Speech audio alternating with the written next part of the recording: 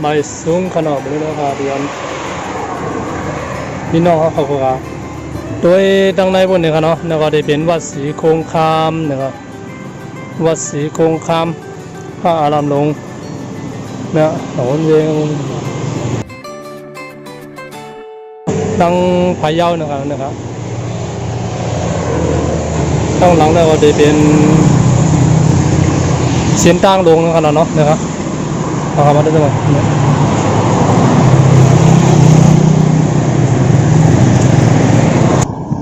เอาเขามือด้วยจังหวะต้องได้บนเขาเนาะ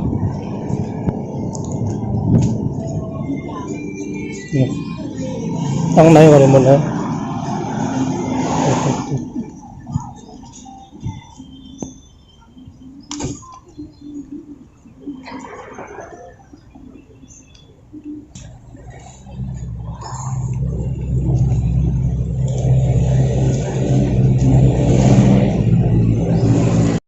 แล้วก็ได้เป็นว่าสีคงคามเนี่ยเนาะสีคงคามมีดังเมืองสิงห์ไทยดังมีดังจังหวัดพะเยาเนี่ยเป็นเมืองไทยเนาะจังหวัดพะเยาเมียนเนาะเขาขำมัวเขาขาดีอ่อนพี่น้องเขาเมื่อด้วยดังเลยนะดังได้ไหนกันเนาะเขาเมื่อด้วยจังหวัดเขาเนาะเขาขาด้วยเยอะๆจังหวัดเขาเนาะนะครับแล้วก็ได้เป็นดังได้กันเนาะเดี๋ยวเขาด้วยกับพี่ยันเถอะอ๋อเป็นเจี๊ยบเองมาขาเมื่อด้วยจังหวัดนั้นนะครับเนาะบนมาเดี๋ยวก็เต็มน้ำไว้เลย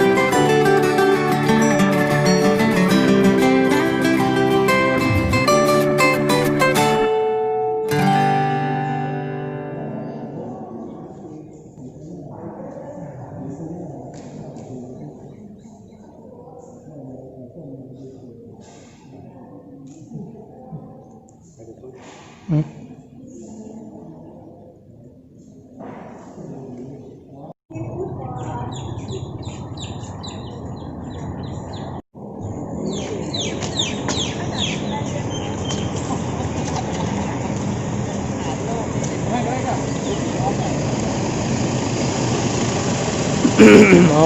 คนบ้านนำน้ำเลยนะโอ้ขนาดคนเป็นข้าดังพวกพี่เนี่ยนำคนละคนไม่มองอะไรดีกว่าโย่โอ้คนบ้าน